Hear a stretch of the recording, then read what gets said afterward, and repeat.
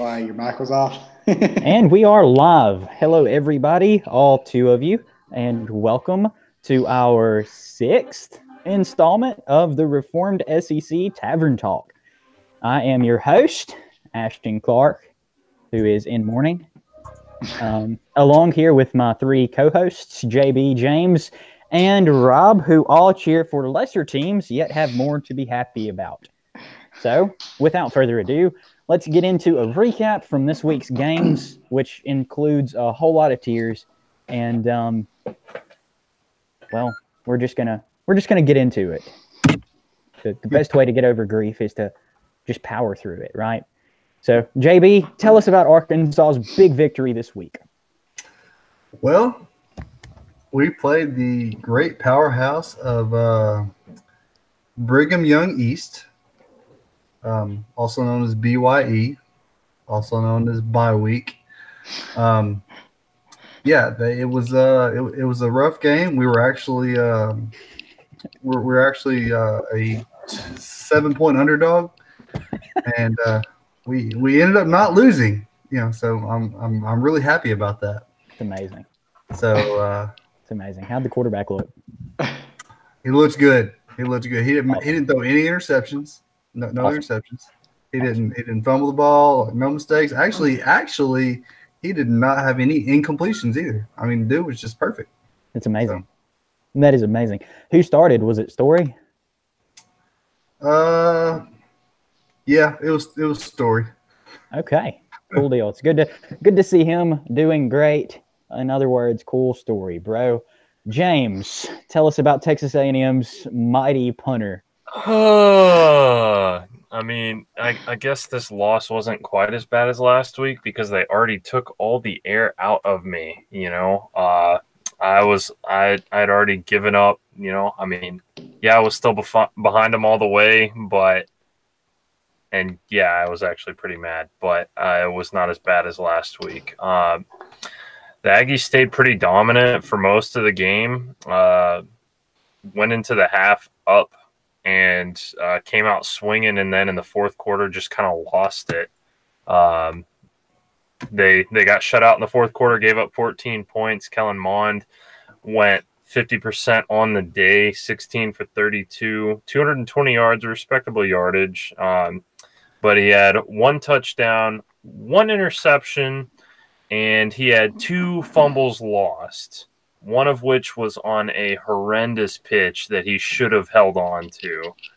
They were running the option out, and the guy was biting on the running back, and he had a lane up the middle, and he still pitched it.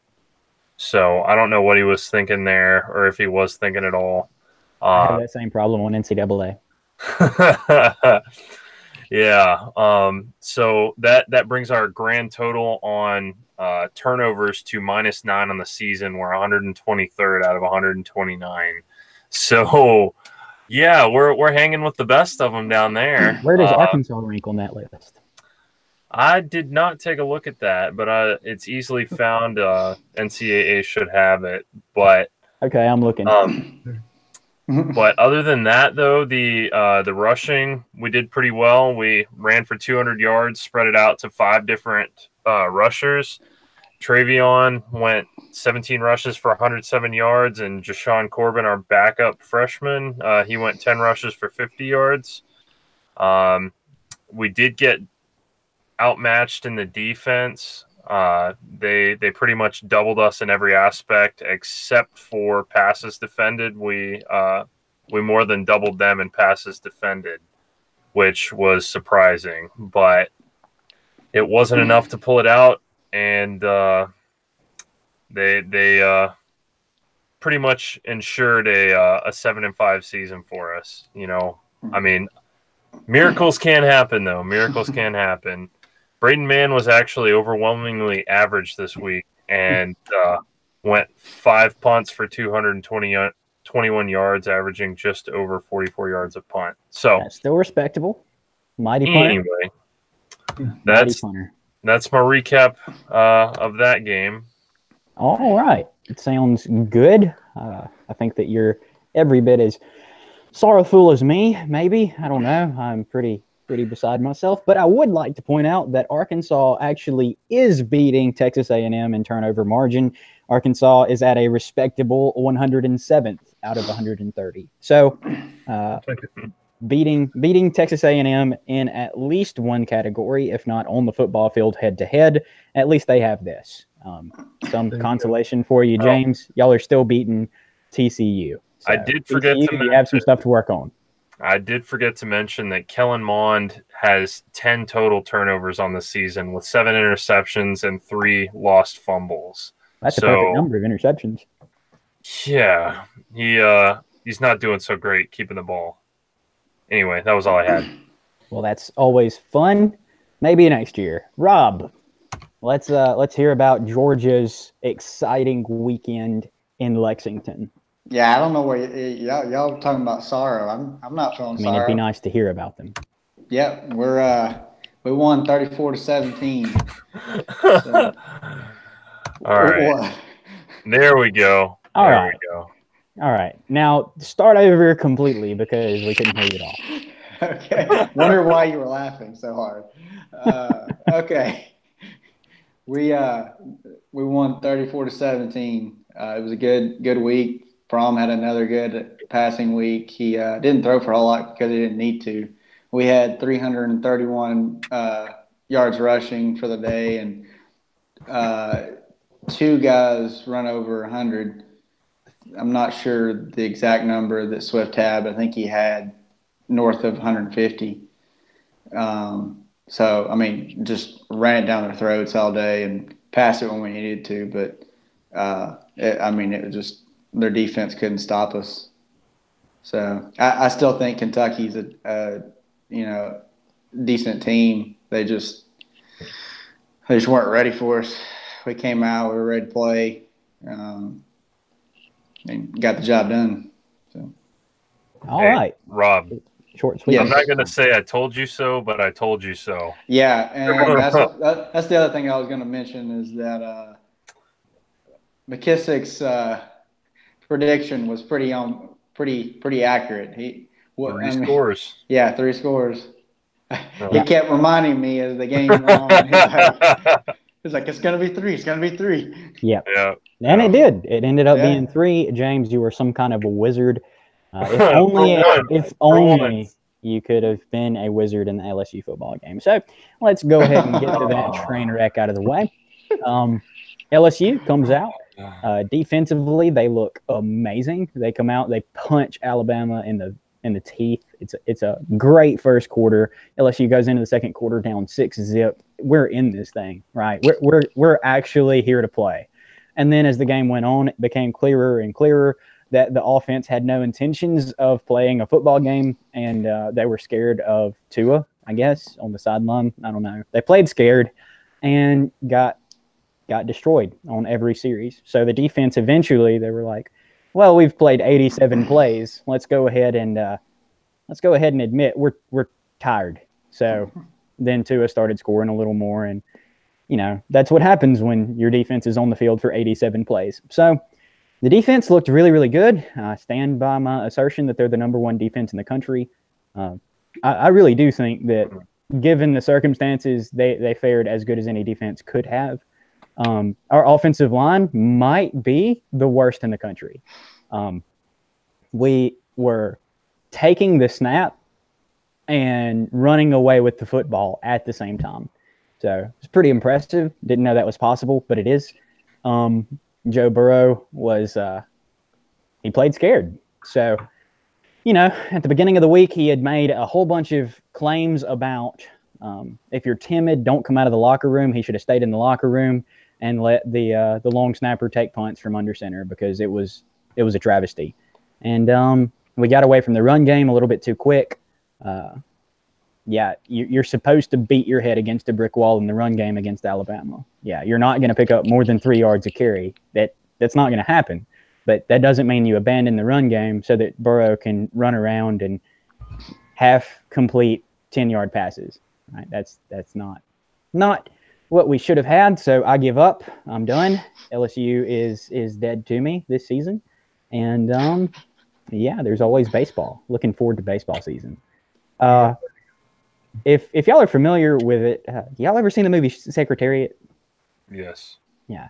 So in the SEC West, Alabama is Secretariat and LSU is sham. It's like we're good. We're a good football team, but it doesn't matter because we're not the best football team in our division. So the season is a disappointment. Forget everything. Let's all go home and mourn another unsuccessful football season. So yeah, that's my feelings on this week. Let's get some recaps, some scores from the rest of the games. Give me just a second as I pull that up. Any comments on the number one matchup of the week, gentlemen? It was painful to watch, man. It Amen. was painful. Amen. It was bad. I don't understand. Like, like, how do you not have? I don't get it at all. Like, just there's absolutely no offense at all that could be produced, and nothing. Like, and what's crazy is LSU is the best team that Alabama has played thus far. Absolutely, they're just not the most complete team, and everybody else has scored against them. Right. So, like, I don't get it. Yeah, so LSU has a very average offense and a very, very, very superstar defense. And brothers, defense wins championships, but only when the offense picks it up from time to time. You cannot win championships putting up goose egg. So let's run through the list from last week. This is the scores around the SEC from Week 10. Number 1 versus number 3. Alabama comes to Baton Rouge, rips LSU's heart out, and leaves it bleeding on the field, and makes pretty much every LSU fan that I know give up, 29-0. Georgia goes to Lexington and beats Kentucky in a very convincing win, 34-17.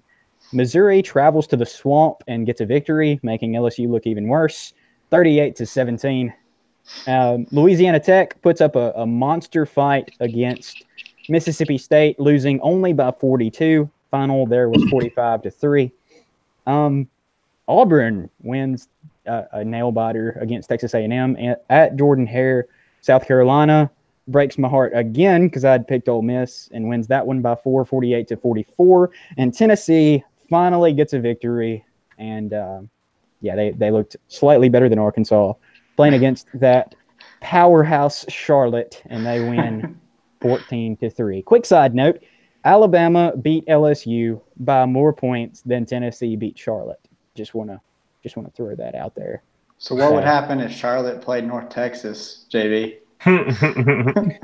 North Texas would own Charlotte, man. Yeah. North Texas is a solid football team. I'm aware. I just had to say that just for obvious reasons. Yeah. Right. Because North Texas has the most monster return game in the country. They're pretty awesome. North Texas, Mean Green all the way. They're my dark horse to win it all this year, North Texas, and I don't care about anybody else. So, yeah. Too bad they're not playing UCF. Too bad, man. Now that would really be a fun matchup. I would like to see North Texas versus UCF, or Louisiana Tech is another pretty good Group of 5 team that I would like to see that matchup, but that won't happen. So let's go ahead and change gears now from that funeral of sorts to the question that we were given this week. So JB, will you kick us off? We had something to say about Schiano, so I'm gonna let you go ahead and kick us off with that. Well, this was a few weeks ago. I think it was J.R. Horsley that asked the question about what our thoughts are on the almost hiring of Greg Schiano and how that all went down. Let me just give you a quick rundown of people that don't know. The University of Tennessee, before they hired Jeremy Pruitt to be their head coach, they were set to announce that Greg Schiano was going to be their head coach. Well, when everyone caught wind about it, the fans and the advocates and sports writers, local and national, and even some politicians got involved in a massive social media firestorm of "we are not accepting this." because and Clay Travis was kind of involved in that, leading the charge there, who has a huge voice in the SEC. But the biggest thing was he was kind of caught up in the Sandusky scandal at Penn State, which who knows if he's guilty or what. I mean, there's so many unsolved things surrounding that. But if you look at his record, his head coaching record at Rutgers, that's his only head coaching job, and that was in the Big East, mind you, which does not exist anymore because they sucked. He went 68 and 67 in 11 years in the Big East, in the worst Power 6 at the time, Power 6 conference, the worst conference. He goes basically 500, and they're wanting to hire him to come to a SEC school who is trying to revive their football program. It's not really resurrect. Yeah, exactly. It's not really a home run hire to begin with, but when you look at the controversy that surrounds him, you're like, you know what? His controversy does not get outweighed by his talent, and I'm gonna throw Kaepernick into the ring on here. You know, oh man, your talent has to outweigh your controversy. Okay, is he? Anyway, we're gonna keep going. Moving on. Actually, the same thing happened to Tim Tebow. Just want to throw that out there. Hold on, real quick. I want to say my thoughts on the whole thing is, I think it's great because a lot of people were like naysaying, saying that it's just, why would you let fans run the team, this, that, and the other? But you know what? They're the ones who are buying the tickets. They're the ones who are buying the merchandise. They're the ones who are like keeping this thing going. So let them have a voice. That's great. To me, that's just like a win for anarchy. You know what I mean? Like it's a win for the little guy, you know? So. Anarchy. And Tennessee will be forever competing with Chattanooga and Charlotte. And all because they couldn't hire Greg Schiano. But I do want to point out that with the Kaepernick thing, we're not going to get bogged down in this. Number one, yes, Kaepernick didn't have an NFL contract because his talent did not outweigh his controversy. And the same thing happened with Tim Tebow. Tim Tebow became too much of a hot button topic for teams to deal with it. It was too much drama, too much everything. So he ends up leaving football and going to a minor league baseball team because no NFL teams would take a chance on him after Bill Belichick cuts him. So just wanted to throw that out there, that we're not just some hypocritical racists or anything like that. Tim Tebow was in the same boat as Colin Kaepernick. Also, if you'd like to hear a pretty good discussion of the Kaepernick debacle, as it were, Kevin Briggins on the Porchiakin Media YouTube channel, I think it was their second episode, their first or their second episode, did a very, very good job outlining the problems with the Colin Kaepernick debacle. So with that, let's go ahead and get into some of these questions. Stephen Birch asks, since the help of man is useless, will God deliver the South Carolina Gamecocks on the road this Saturday in the swamp? Let's hear it. James, you want to take that one? I mean, I could be really mean about it, but I don't feel like it. But short answer, no. I don't think so. Okay, and that takes care of that question. No, South Carolina has basically no prayer.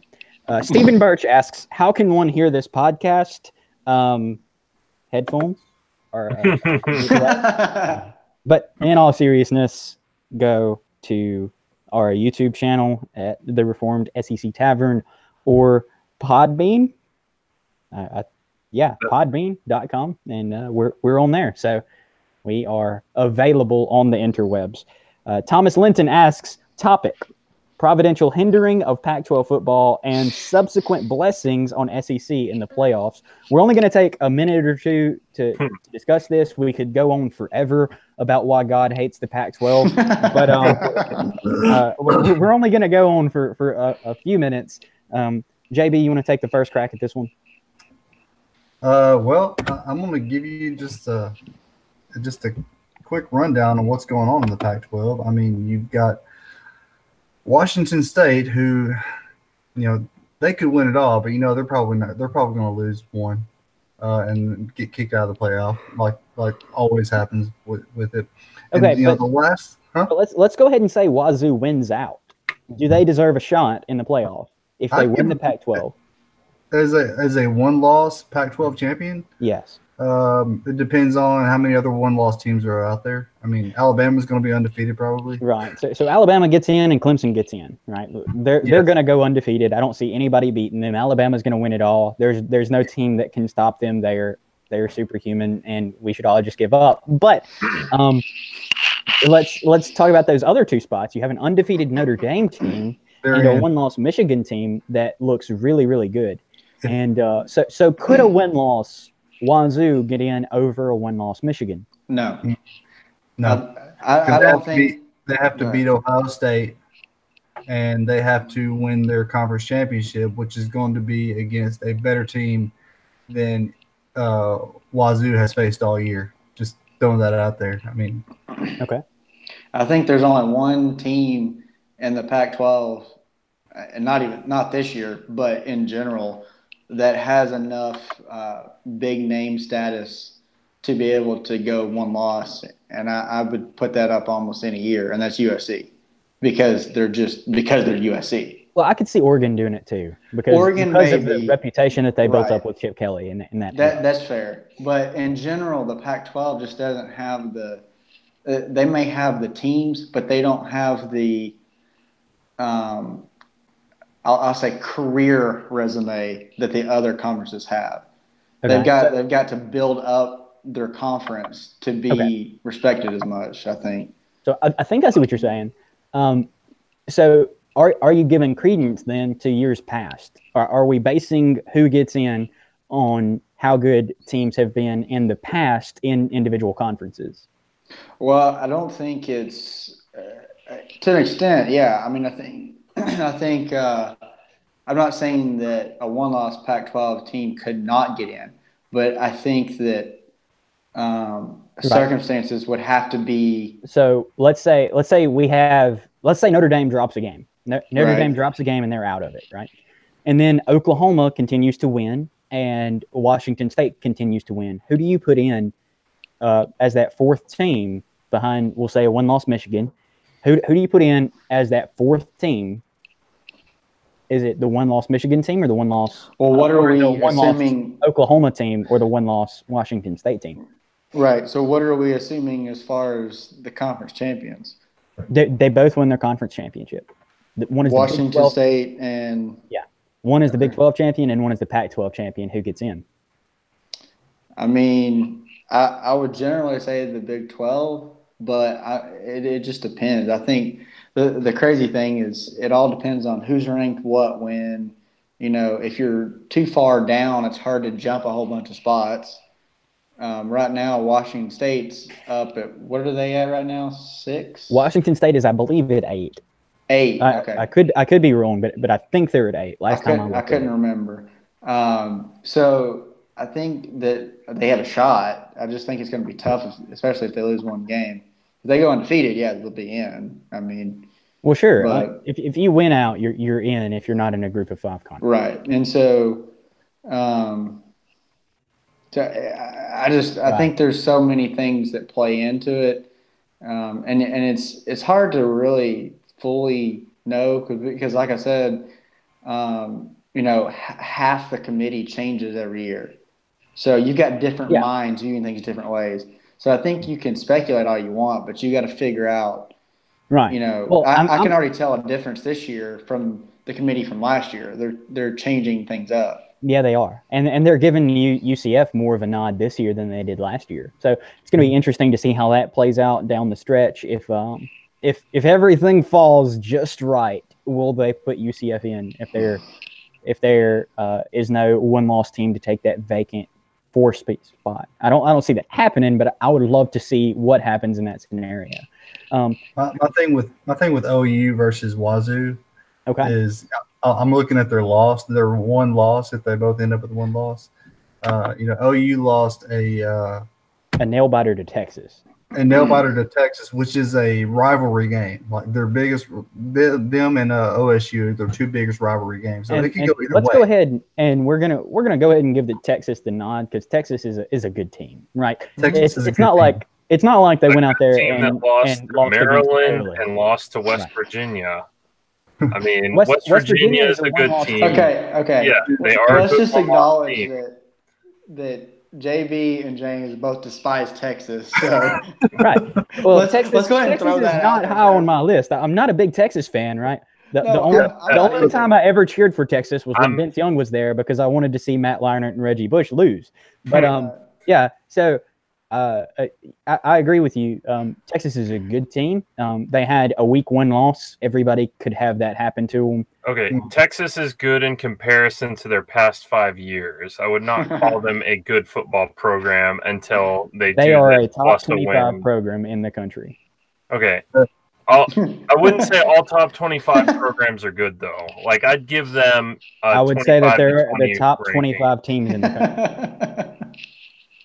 Yeah, but look at how many weeks Texas A&M has spent in the top 25 this season, and you see what we're doing now. I mean, it doesn't matter how many weeks they've been in the top 25. They are in the top 25 team in the country. All right, this is going nowhere. All right. It kind of is going nowhere. The point I was making, though, is you look at Texas and then you look at the loss that Washington State has to USC, who's going to end up the season with 5 losses because they're going to lose to Notre Dame. So they lost to a 5 Come on now. Have some faith. Have some faith. The Papists may lose. They may lose, but I don't think it would be great if USC could ruin their season. Man, that would be great. I wish both teams could lose, but that can't happen. So just the one ruining the other season would be fantastic. Yeah. So, yep, I agree with you. The 1 loss is better in Oklahoma's resume. Ryan Cornett asks a question, and I'm not sure what it means, so we're just going to go on to Colton Fremont's question. He says, talk about your thoughts on if Tua goes down with a significant knee injury and if the backups will be able to take the Tide the distance. Tua is obviously bothered by his knee, but would improved Jalen be able to take the Tide all the way when he's healthy again?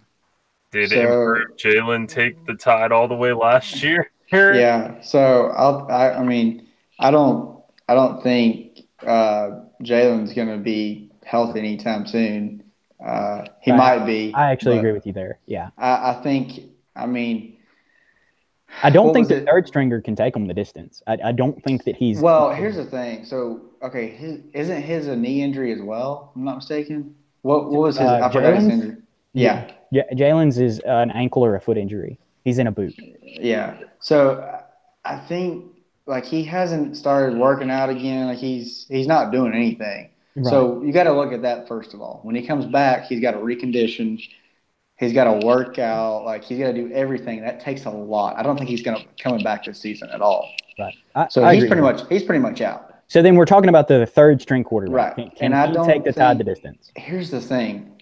I don't think so. You're talking about coming in at a late point in the season, playing for the team that has the biggest pressure of any school in the country to play for. I mean, let's just throw it out there. You're playing for Bama. You got a lot of pressure on you to perform. Yeah. You're talking about a kid that has had no college experience. Right. He's just sitting on the bench. Of course, the same could be said for Tua last season. True, but if you look at very well. So if you look at, I don't know if y'all have seen it, but the story on how Tua developed. He came in was the kid he could run and he had a strong arm. That was it. He couldn't execute plays. He couldn't read. He couldn't do any of that. Like he was struggling, and the coaches worked with him, and he worked his tail off and just learned it. I mean, he just straight learned it and he's a freak athlete. Yeah, that's all true, but you're not going to make me like him. No, my point is that I don't. That kind of to be able to get that out of a kid that quickly is very rare. Right. So I don't think another kid can do that, especially at the end of the season like that. I mean, you're talking about I don't think it'll cripple Alabama, but I don't think Alabama will be the same.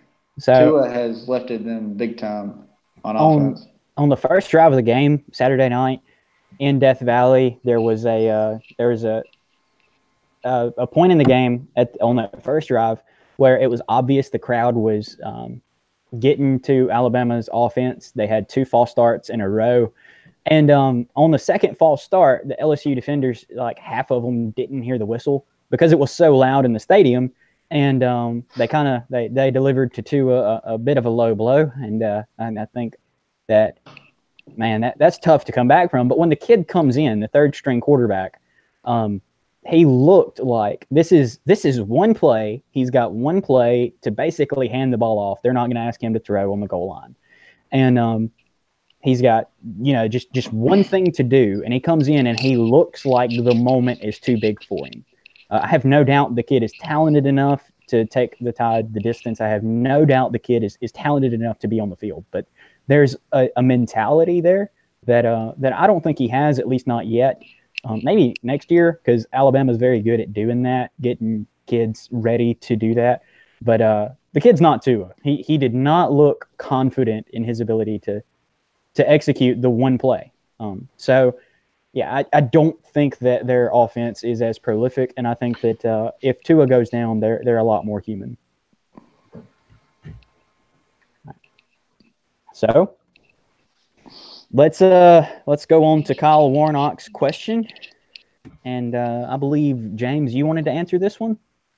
Yeah, I'll go ahead and head that one up, and then if anybody has anything to add, then by all means. But I think y'all probably know where I'm going with this, and I'll go ahead and read it off. Which program, if any, has the best chance to dethrone Bama as the best program in the SEC? The qualifiers would be based on coaching potential, recruiting prowess, and overall future of the program. Essentially, who is the heir apparent of the best team in the SEC? And it's a little bit biased, but I got to go with my Aggies. We've got a coach who has won a national championship. We've got a massively financed school. The financial base at Texas A&M, it would make make your eyes cross. It's so yeah. All that oil money who else has money? in Texas. You know who else has money? Tennessee. And that punter though, man. That punter. And Hey, we're recruiting in the best state in the nation, which is Texas. And even with Kevin Sumlin, we had massively good recruiting classes, at least early on. And Jimbo Fisher right now is only second to Alabama with 2019 recruiting class. I'm telling you, the pieces of the puzzle are there. It may take a few years, but let me remind you, Jimbo Fisher is also from Nick Saban's coaching tree. That is true, as is Dan Mullen, and he has not produced. Kirby Smart and a bunch of others. Yeah. So, but they're not at Texas A&M. Let's go to the legitimate heir apparent to Alabama in the SEC. Who is the next dynasty in the SEC? Is basically what this question is asking. They are not asking who's the second best team in the SEC. They are not asking who is the second best program in the SEC. They are saying who's going to be the next dynasty, and that is obviously Georgia. Georgia is really killing it in the recruiting game. They are killing it in the coaching game. They are killing it. It's amazing to me that they get trounced at LSU. Just they get their heads bounced off of the turf at LSU, and then they come back, and then they come back and make Florida look silly. They really make Florida look silly in their very next game, in the biggest rivalry game of the year, and Florida's most hyped up performance of the year. Florida gets embarrassed by this Georgia team who is down on themselves, who really is questioning their quarterback, questioning everything, questioning their ability to run offensive plays. And they come out there and they just shut everybody up. And that speaks more volume than really anything else that I've seen. Georgia is really good at not losing 2 games in a row. And that's important, right? If you're going to have a dynasty, and I think that I think that Texas A&M could, but we're 5-6 years out from that. I don't see that happening very quick. Were you not Georgia's listening right to what I there. was saying? I said it's going to be No, a I few was laughing. years, but I mean, Nick Saban, he's got a few more years in him too. He's only like, low upper 50s, low 60s, something like that. Hello. I mean, if he keeps drinking Cokes the way he does, though, he's going to kick the bucket pretty soon. But yeah, no, like I think Saban's got a good few years left in him yet, and I think that'll give us time to build our program by the time he keels over or decides that he's had enough of playing to not lose. Then, I think we'll have a solid chance at taking it. Yeah. And I know you guys laugh, especially given the way that we performed over the past few years with Sumlin and the way that we've performed this year. I'm laughing but we because have all the pieces in place. Right. And I'm not trying to discredit Texas A&M as a football program. Texas A&M has one of the best programs in the country, one of the best fan bases in the country. Like you say, one of the best budgets in the country, and one of the better coaches in the country in Jimbo Fisher. I would like to point out, though, when those pieces fall into place, Jimbo Fisher is amazing. When they don't, he's kind of pedestrian. For example, if you look at his career at Florida State, he really didn't do anything out of the ordinary until he got a quarterback who could do it all. Right? Jameis Winston really made him look good, and that year he won the AP Coach of the Year. And I don't quite understand that, because Jameis Winston was the reason for the success. That trophy should have went to Nick Saban again. And Nick Saban makes pedestrian quarterbacks look great, and great quarterbacks make Jimbo Fisher look good. I don't see them being the next dynasty, because I don't think they have that coach in place like Kirby Smart at Georgia. Now, I will say LSU could have been that, except they refused to take the next step and actually play against Alabama. So, yeah, they're not going to be a dynasty anytime soon until they figure out that they can play with everybody that they step onto the field with, and they stop being scared of opponents. So going on 8 times in a row, that's fantastic. And LSU's not there, but I think Georgia is on the doorstep. My biggest reason for laughing when you were talking to James was you were talking about Saban croaking like 4 times. Like you were really wanting it to happen. Yeah. No. James, that's No. It was funny. But just so everybody knows, he's 67. Right. Okay. That means he's got a good 10 years. Yeah. If he coaches as long as Spurrier, then man, we're in for a long one, man. This is going to be awful. But maybe we'll get through it. Maybe we won't. JB, who do you think is the heir apparent in the SEC? Well, first of all, I want to point out that about 30 seconds before James gave his spiel, I sent a message to everybody, and my exact words were, "The one who has a natty winning coach. Here it goes." And then, yeah. And then McKissick comes and says exactly what I said he was going to say. Hey, that was one piece of my 5-point puzzle, man. Right. My 5 point.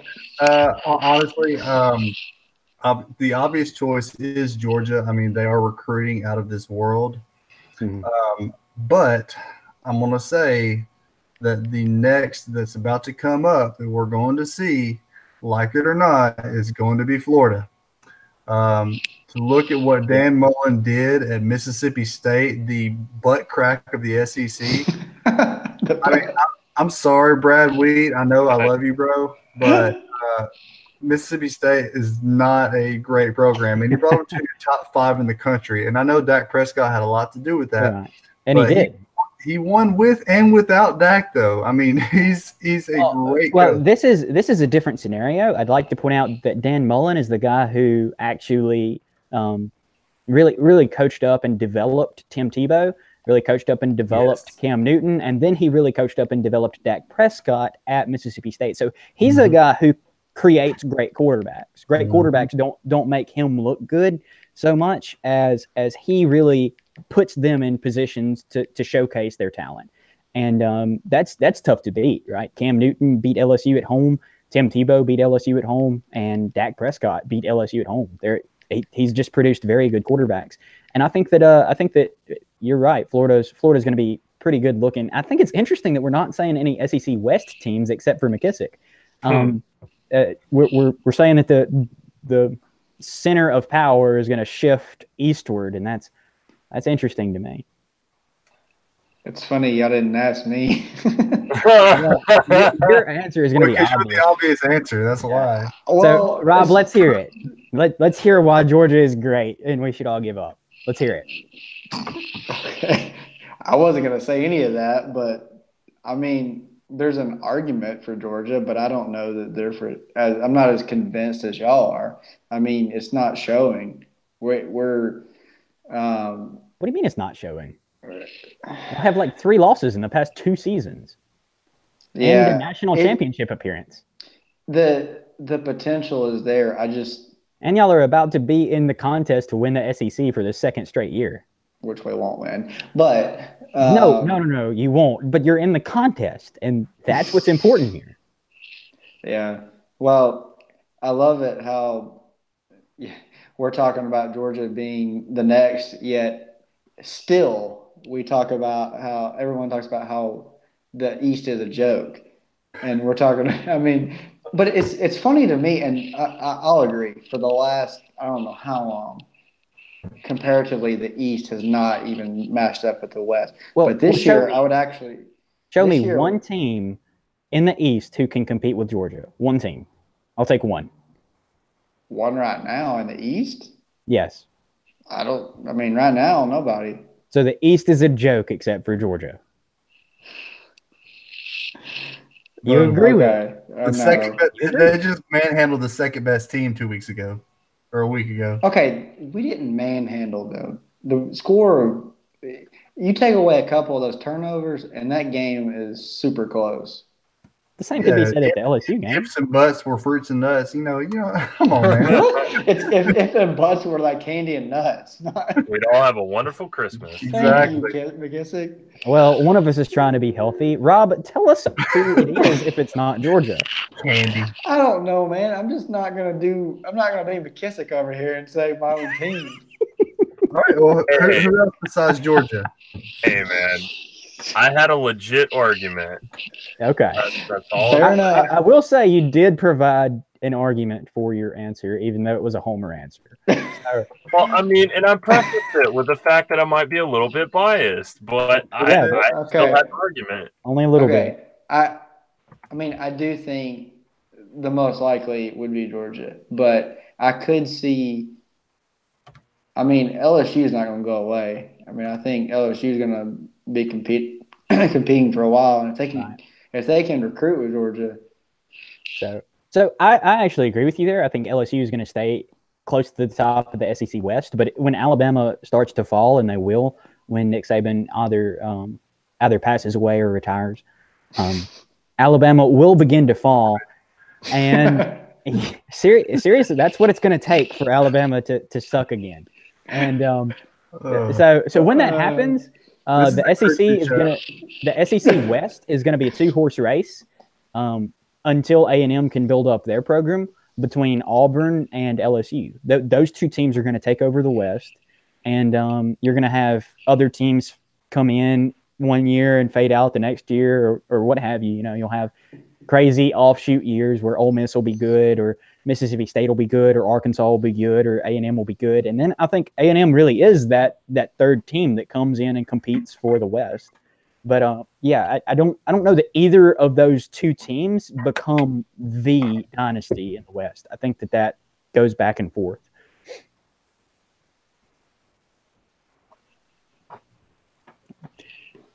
All right. So that pretty much brings our questions segment to a close. Kevin Briggins did have a question thing, sort of. He says, I just want a full show recapping the LSU-Alabama game with a smiley face. So, Kevin, no. Also, yeah, I talked a lot of crap on the Crown, and eating those words now. But I told Ellis that Georgia would come to Death Valley and lose, and I told Kevin that Alabama would come to Death Valley and lose. So 500 is really not that bad. It'll get you in the Hall of Fame in baseball, but yeah, that hurt. That hurt my pride, and yeah, I'll eat it. I was wrong. So with that, let's go ahead into our predictions for this next week. JB, you're going to kick us off. We're going to have predictions and then reasons for those predictions in the SEC. We're not going to talk about basketball tonight because we wish to spare you, good folks of the tavern. JB, start us off with the LSU-Arkansas game. Oh, we're going to start with that one? Well, it's the first one ESPN listed. Okay. I thought that was coming last because that's the one that, anyway. Okay. All right. Let's hear you say it. What? This isn't for money, man. So I don't really care. I'm going to say, look, I don't think Arkansas is going to win. I mean, it's a very long shot there. They are coming off a win against Brigham Young East. So exactly. There is that. LSU has the Alabama hangover that everyone talks about. And Arkansas has something to prove. I know it's like his year one and it doesn't matter. It's a throwaway, but this is the kind of thing that I've seen happen with the Arkansas-LSU rivalry in the past. I've seen some pretty bad Arkansas teams beat some really good LSU teams. Actually, I've seen I think a 5-win Arkansas team beat a Nick Saban coached LSU team one time. That's fair. Yeah, so strange things have happened. I'm just going to go ahead and call it because that's what I'm putting on my picks come tonight on Facebook. I'm calling Arkansas to win. Woo pig. That's hilarious. Woo pig. Anyway, James, who you got in the LSU-Arkansas game, the battle for the Golden Boot?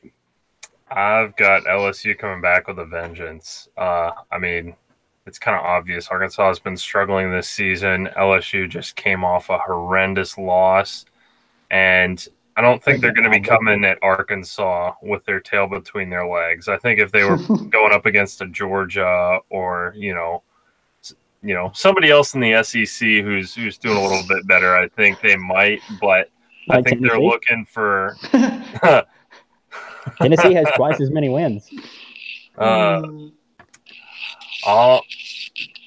Anyway, I think they're looking to take this frustration out on the weakest, smallest little thing that they can, and I think, or the nearest thing. But anyway, I think Pig Suey's gonna get kicked. I think Pig Suey's gonna fight back, but I don't think it's gonna be anywhere near enough. Okay, Rob, what'd you say? I got LSU. I don't think it's going to be close.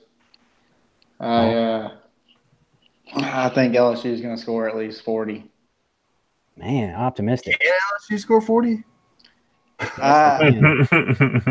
They've done it before. They've done it before. And I've heard rumors. I just don't. Arkansas has got a good offense, but their defense is just not there. And I think LSU is going to take advantage of the fact that they're pissed, they're hungry, they just got shellacked and embarrassed. And it's putting it mildly. Don't hold back. Well, Ashton didn't hold back on me earlier, so. But I think, no disrespect to Arkansas, I just think LSU's got a lot to put forward this week. They got a lot to play for. Right. And I think they're going to come out strong. Their offense is going to prove that they can move the ball. Right. Except when it counts. So let's get my pick on this one. I'm saying LSU wins. I'm not super optimistic about it. LSU might score like 5, and the defense will score the field goal and the safety. So, I've got LSU 5-0. JB, who have you got in the South Carolina-Florida game? South Carolina, Florida. I think that Florida bounces back because I don't think South Carolina is a very good team. I don't know what happened last week with Florida. I mean, it was just like it's just crazy. I mean, Mizzou's got a great offense. I'll give it to them, but I just, yeah, Well, that was just a big. Yeah, go ahead. I agree. I was big on Florida's defense coming into last week, and then they just kind of, didn't do anything against Mizzou. So, yeah, I'm with you. I think Florida wins, but yeah, I don't think it's going to be a runaway game or anything. James, who you got? I've got Florida in this one, and yeah, I just think South Carolina's been struggling a little bit too much, and even though Florida's coming off a loss, I still think they're the better team. All right, Rob. I've got Florida.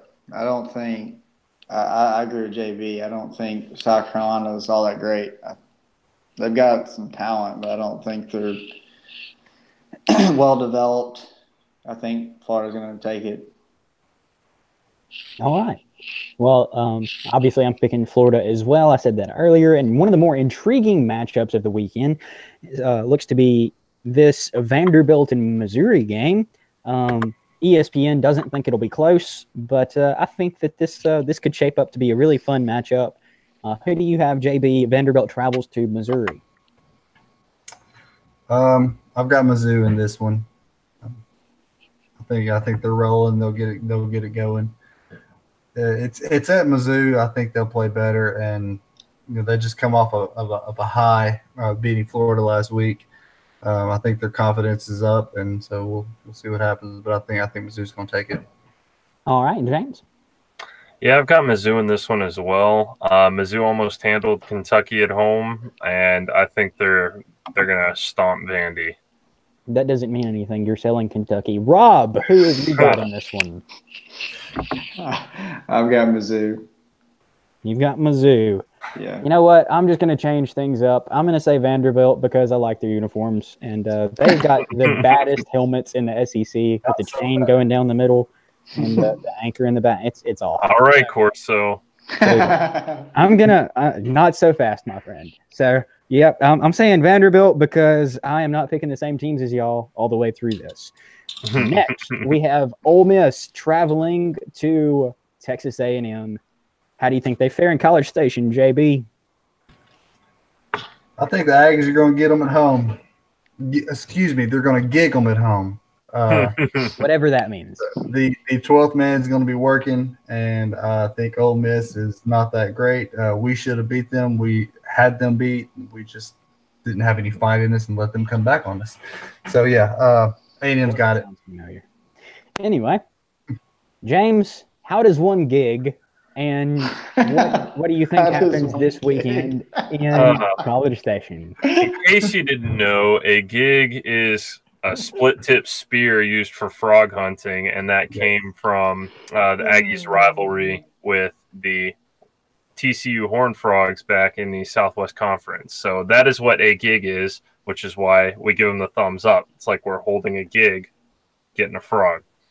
So, history lesson for you. I've got my Aggies at home. I like JB said, I think the 12th man is going to be out in force despite our two heartbreaking losses over the past couple weeks. They'll be glad to be at home. And while I think we are going to win, I think it's going to be a little bit closer than I originally would have anticipated after the last 2 weeks. Okay. Rob, who do you have in this matchup? I've got A&M. I still don't like Ole Miss. I mean, not like that I hate them. I just don't like I don't think they're that good this year. I love your one-liners. You just say something, and then there's this really curt, I don't like Ole Miss. And it's like you're done. It's like you're done talking, and it's awesome. Well, I mean, some things I have a lot to say about. Sometimes you just keep it simple, stupid. Well, yeah, thank you for that. And, yeah, I love it. I love how you really don't hold back on anything. Man, we're kind of a salty bunch. Anyway, I've got Texas A&M winning this one. I think it's a shootout. I don't think either of these teams will be able to stop the other, and it's going to be kind of whichever team has the ball last. Maybe there's a defensive stop at the end or something to that effect. I think Texas A&M maybe pulls away in the end, but I've got this one a really high-scoring affair in College Station that Texas A&M wins in the end. JB, by how much does the Crimson Tide beat Mississippi State? Well, first of all, I gotta go back to what we were just talking about. I find it really hard to believe that a Cooney from Louisiana doesn't know what frog gigging is. All right. So we're gonna have a little geography lesson here. Number one, I do know what frog gigging is. I didn't realize they were referring to that. Hey, we've got Ole Miss coming. Let's gig the Rebel Bear Land Sharks, and we'll have them on a stick. You're just gonna make a bear mad. It's not gonna help anything.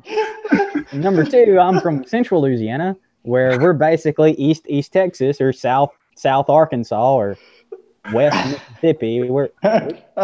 We just country folk. We ain't no coonies. So go ahead and get out of here with that mess. Also, go Tigers. Also, by how much does Alabama beat Mississippi State this weekend? Oh, what's the spread, man? 13. What, 13? Oh, sorry. No, it is 24. I'm sorry. I was looking at the wrong one. 24? Yeah, Alabama's covering. It's not even going to be close, man. Yeah. All right, James, what you say? I've got Alabama by 17. I think Mississippi State covers. Wow. They've been playing some solid defense, and they've got a good runner in Nick Fitzgerald. I don't know how he's going to do throwing the ball this game, but I do think that they will keep it close. He's Nick Fitzgerald. He will do poorly. Rob, let's not so fast, James. Let's hear. By how much does Alabama win? Bama's covering. I don't think they win by some astronomical number, but I think they'll at least cover, if not. And Mississippi State will probably score, but I would say probably 7-10 at the most. Like, I don't think they're going to score much. I mean, it really just depends on the day that, their offense decides to have. But I think – because, they've proven that they can move the ball. But far and few between. So, I think Bama probably scores – I'd say Bama probably scores 28-31, and Mississippi State 7-10, somewhere in that range. Okay, so you're saying that Mississippi State's defense fares better in Tuscaloosa than LSU's did in Baton Rouge. I don't buy that, but Nick Fitzgerald cannot throw the ball to save his life, especially against good defenses, which Alabama does have, as it turns out. Or maybe we just have an astronomically bad offense.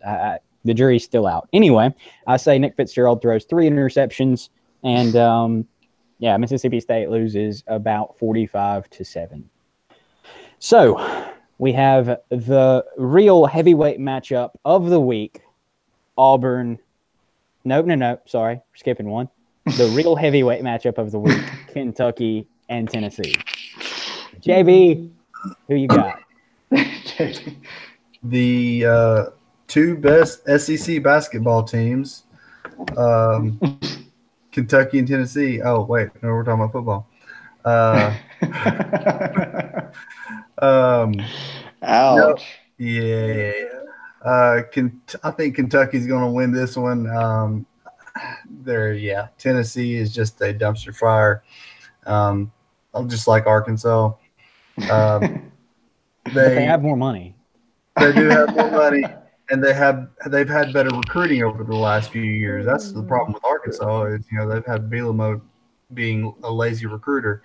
But Tennessee's actually had good players. They just haven't had anybody that could coach them. So, Alvin Kamara. Yeah. All right. And I say that because Alvin Kamara in the NFL is a Tennessee alum. So, James, who have you got? Kentucky travels to Knoxville. Not so fast, my friend. Oh man, three different Corsos. Which one of us is Herbie?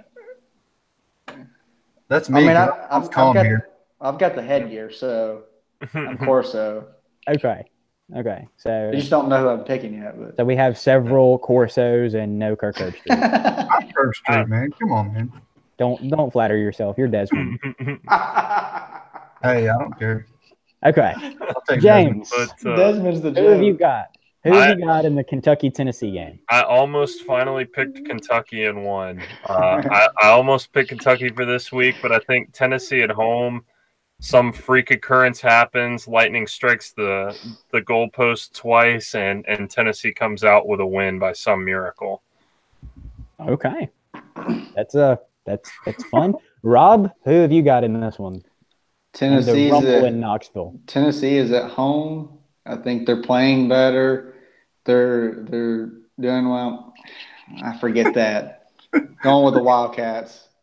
All right. Finally, somebody sensible. So I've got Kentucky, and I don't think this one is close. Kentucky's mad. They lost to SEC East last week. It's kind of the same situation as LSU. They're traveling to a team that is a little bit weaker than them, and I think they take out their frustration on Tennessee, and I think that it gets pretty ugly. I got Kentucky by 17. Quick side note: the worst that Kentucky has looked this season was on the road at Missouri, and Missouri went to the swamp and beat Florida. So Kentucky's no slouch. Missouri was better than we thought they were. And James, you're still being ridiculous for selling them. JB, who have you got in the lightweight matchup of the week? Auburn traveling to Georgia. You know, I've been for the last 2 weeks. I've said that Gus Malzahn is fighting for his job, and I still think he is. But as you know, I have no love for Gus Malzahn. Never have, never will. He's a dirtbag. I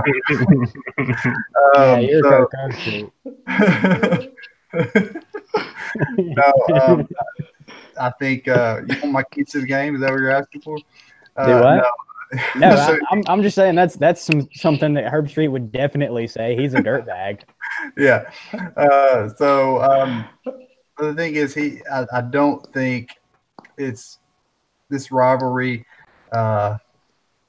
I think Georgia is really trying to make the committee look at them more, and they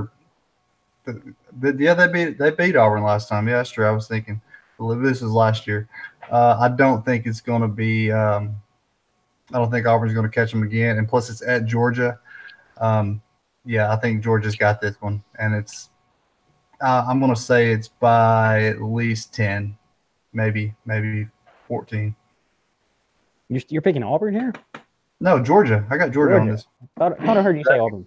All Did right. I confuse you? No, I was trying to throw you off on Auburn. You kind of did, but James, who have you got in this one? I've got Georgia by 17.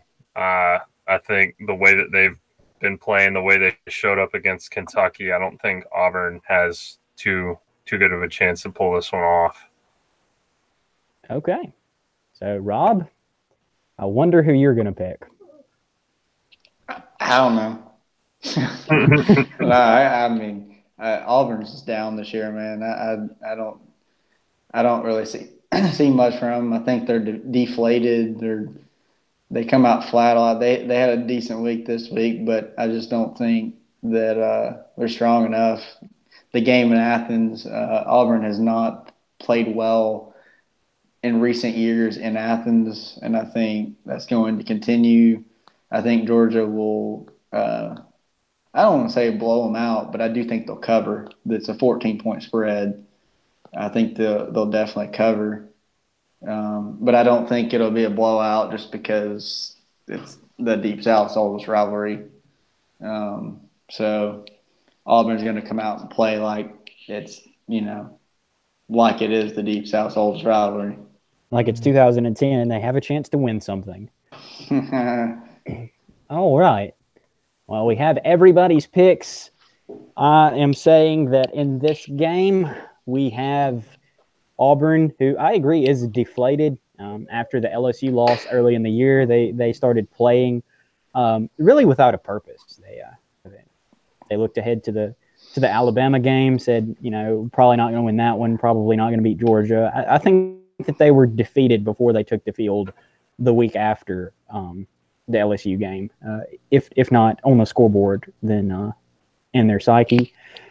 But it's tough not to get up and play these rivalry games. And like you say, it's the oldest rivalry in the South or something like that, and it's supposed to be a big deal. So, I don't know. I think Auburn comes out and they play a solid game. I think that Georgia really sticks it to them. I don't see Auburn. I don't see a way for Auburn to win this game. I really don't. The game, like you said, was in Athens. Auburn drops out of the top 25 this week after a pretty good loss to Georgia. I think that they keep it close for a while, but Georgia pulls away in the end. Georgia by 14. And I don't really have anything else to add. We did want to have a conversation about quarterbacks, but we will save that for next week. We are running low on time. So, any final comments, gentlemen? All right, don't all jump at once. I think this has been a pretty good show. It's been super sad. Maybe Kevin will take the shout out and be merciful. Have I mentioned to y'all how much I hate Alabama? No, not at all. I hate Alabama with the burning, fiery intensity of a million suns. And I'm still not getting it. How much? It's. I would put it. It's something I need to work on. I'll put it that way. Like I really need to work on that. But check your heart, man. Yeah, they crushed all of my hopes and dreams. I give up. I don't care anymore. I'm going to watch the rest of this season and the seasons to come as a disinterested observer who kind of hopes LSU does good but doesn't expect them to. And You just got to remember that it's all been predetermined, bro. Yes, it has. Yes, it has. And it's been predetermined that my hopes and dreams be crushed season after season. So, with that, if there's nothing else to add, then I think it's time for us to say good night. Brothers, let your light shine before others so that they may see your good works and give glory to your Father who is in heaven. We'll see you in the tavern.